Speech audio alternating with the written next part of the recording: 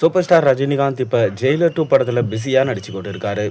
இந்த ஜெயிலர் 2 படத்தை நெல்சன் தான் எடுத்துகிட்டு இருக்காரு. மேலும் இந்த ஜெயிலர் 2 படத்தில் சூப்பர் ஸ்டாரோடு சேர்ந்து சிவராஜ்குமார், மோகன்லால், ஜாக்கி ஷராப், சுனில், தமன்னா, யோகி பாபு, ஷாருக் கான், பாலையா போன்ற மிக முக்கியமான நடிகர்கள் நடிச்சிட்டு வராங்க. தொடர்ந்து இந்த படத்துடைய ஷூட்டிங் விறுவிறுப்பாக தற்போது நடைபெற்று வருதாம். கொச்சியில் இந்த படத்துடைய இறுதிக்கட்ட ஷூட்டிங்கை நெல்சன் நடத்தி கொண்டிருக்காராம். அதைத் தொடர்ந்து தலைவர் 173 படத்தில் கான்சன்ட்ரேஷன் பண்ண போகிறாரு சூப்பர் ஸ்டார் ரஜினிகாந்த். ஏப்ரல்லிருந்து தலைவர் 173 படத்தோட ஷூட்டிங் ஆரம்பிக்க போகுது. அதற்கு முன்னாடி பார்த்தீங்கன்னா தலைவர் 174, அதாவது ரஜினிகாந்தும் கமல்ஹாசும் இணைந்து நடிக்க போகிற படம் தான் இது. இதை நெல்சன் தான் எடுக்க போகிறாரு என அஃபிஷியலாகவே கன்ஃபர்மேஷனே பண்ணிட்டாங்க. தொடர்ந்து இதற்கான ப்ரோமோ வீடியோஸும் இப்போ ஷூட் பண்ணிட்டாங்களாம். இந்த ப்ரோமோ வீடியோஸில் ரஜினி, கமல் இருவரும் சேர்ந்து இருக்கிற மாதிரியும், ரஜினி சிகரெட்டை தூக்கி போட்டுட்டு கமல் கூட சேர்ந்து காரில் கிளம்பி போகிற மாதிரி ப்ரோமோ ஷூட்டை எடுத்திருக்காராம்.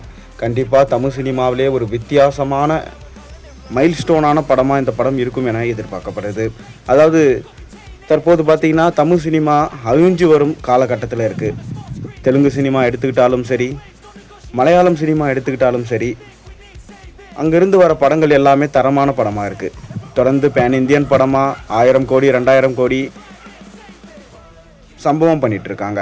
ஆனால் தமிழ் சினிமாவில் மட்டும்தான் இது வரைக்கும் 1000 கோடி படம் எதுவுமே கலெக்ஷன் பண்ணல. கடைசியாக பார்த்தீங்கன்னா நம்ம ரஜினி நடித்த ஜெயிலர் படம் 650 கோடியும், விஜய் நடித்த லியோ படம் 650 கோடியும் கலெக்ஷன் பண்ணிச்சு. அதை தொடர்ந்து எந்த படமே பார்த்தீங்கன்னா இப்போ வரைக்கும் கலெக்ஷனை கொடுக்கல. கண்டிப்பாக ரஜினி, கமல் இருவரும் சேர்ந்து நடித்தா ஒட்டுமொத்த இந்தியன் இண்டஸ்ட்ரியிலே அது ஒரு மிக பெரும் ப்ராஜெக்டாக இருக்கும். மேலும் 2000 கோடிக்கு மேலே கலெக்ஷன் கொடுக்கும் என எதிர்பார்க்கப்படுகிறது.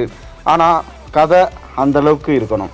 கதை இல்லைனா படம் கண்டிப்பாக சொதப்பிடும். எப்படி கூலி படம் மிக பெரும் ஹைப்பு எதிர்பார்ப்பில் வந்தாலும் படத்தில் ஒன்றுமே இல்லைன்னு தெரிஞ்சவொன்னே சொதப்பிடிச்சோ, அதே போல தான் இப்போ நடக்கும்.